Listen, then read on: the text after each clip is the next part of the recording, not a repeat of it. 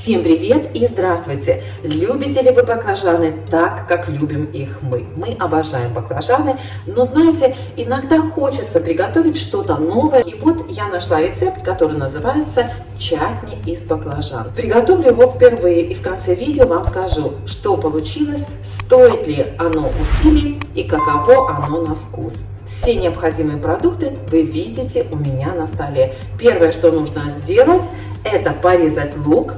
Я его уже порезала мелкими кубиками, и также порезать баклажаны. Кстати, у нас баклажаны гибридные, они не горькие, их не нужно посыпать солью для того, чтобы отошла горечь. Если у вас баклажаны горчат, посыпьте солью, отожмите, чтобы лишняя горечь сошла. Кроме этого, можно воспользоваться и даже лучше воспользоваться мелкими баклажанами, если они у вас есть. У нас они встречаются крайне редко, поэтому я беру то, что есть. Баклажаны нужно нарезать любыми удобными для вас кусочками. Имейте в виду, что блюдо это будет кусочками, перебивать мы его не будем. Поэтому старайтесь резать такими кусочками, чтобы его было удобно есть. Я баклажан не очищаю, нарежу небольшими кубиками.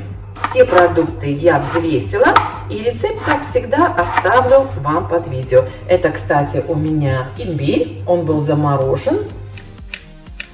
Кастрюлю желательно брать с толстым дном, или блюдо нужно будет помешивать так, чтобы оно не пригорело.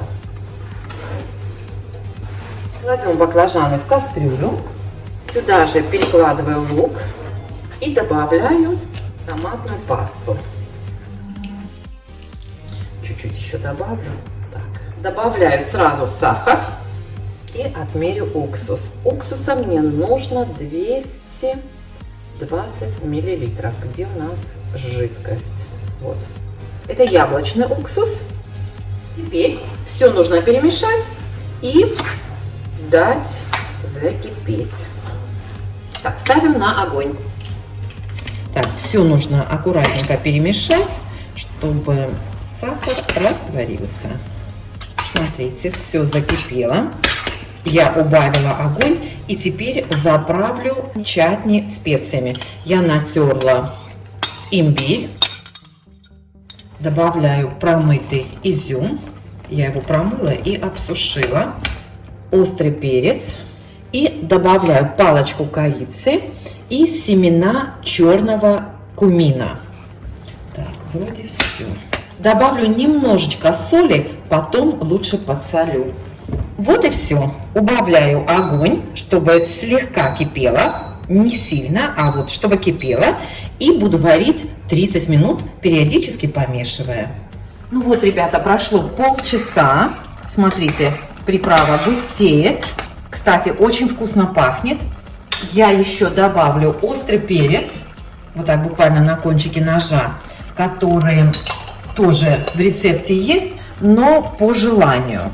И еще сейчас проверю на соль и досолю, если необходимо.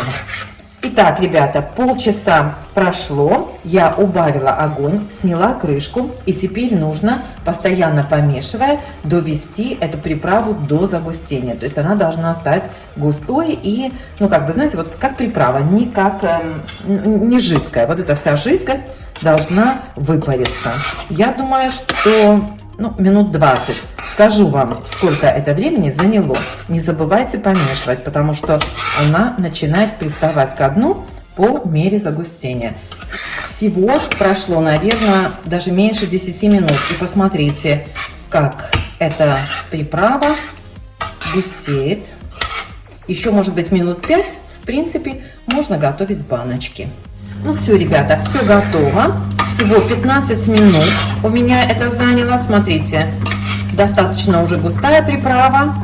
Вот, может быть, может минут 5 еще, чтобы выкипела лишняя жидкость. Банки у меня стерилизуются.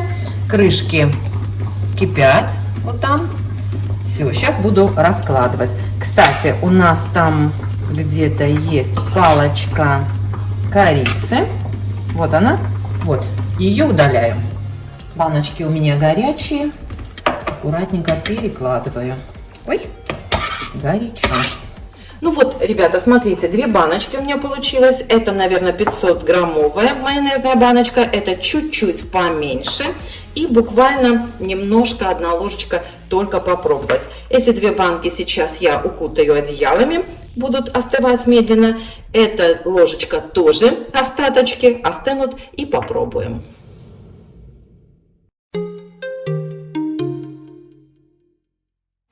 Ну что, ребят, давайте попробуем. Во-первых, получилось по консистенции, мне кажется, нормально.